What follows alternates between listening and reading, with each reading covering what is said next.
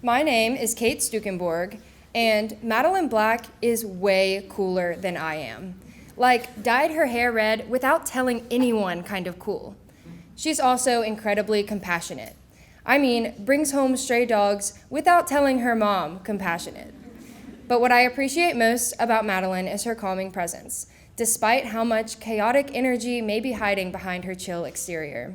For example, in AP Spanish, when Senora would announce to the class that we would have to record ourselves speaking in Spanish for 2 minutes, the whole class would rage in protest.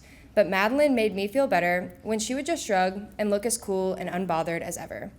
When it was time to listen to each other's recordings, Madelyn never judged anyone's or laughed at them like the rest of us, even when I forgot the word for car and just sat in silence for 20 seconds.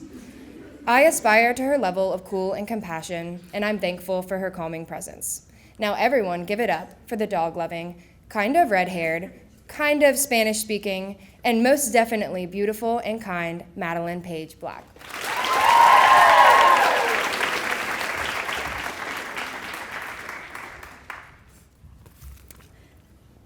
Ever since 5th grade, I've been dreading this moment. My heart would start racing as I imagined myself standing at the front of the chapel imparting my wisdom to all of you. Except whenever I pictured it, it always ended with me tripping, crying, and/or being sick. Every Wednesday and Thursday before chapel, I prepared myself to sit through a senior speech that only reminded me of my impending embarrassment. I eventually convinced myself that I would never give a senior speech, and being 11, I thought 7 years from now is so long away. I don't think I'll ever make it. Well, here I am, surprisingly, and even after trying to prepare myself for almost a decade, when I finally sat down to write this, I was still at a loss for words. I only knew what not to write about. After several hours of watching Netflix and somewhat working on ideas for this speech, I realized that I actually do have something to say to all of you today.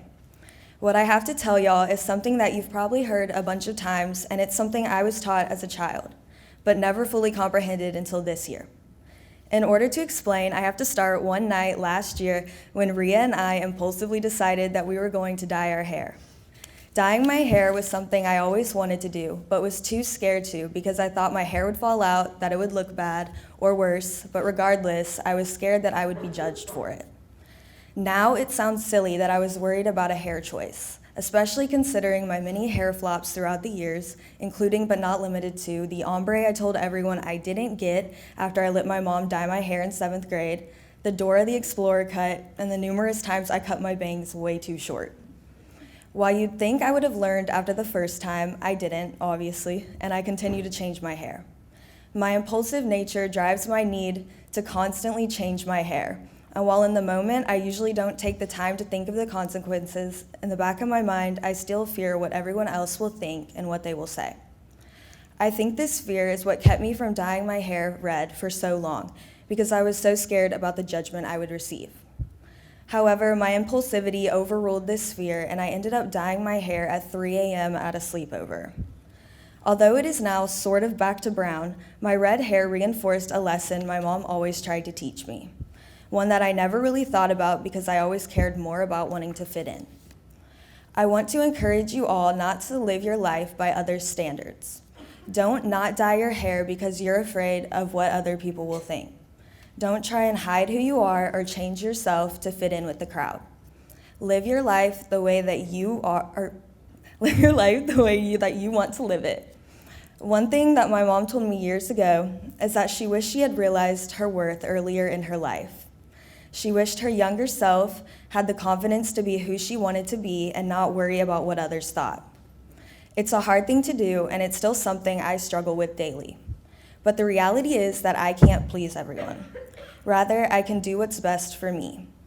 Not everyone will always like you, and you definitely won't always like everyone else, and that's okay. All of us are different, and that's something that should be embraced. Remember, this is your life. So stay true to yourself, and you will find people who love you for you. Thank you.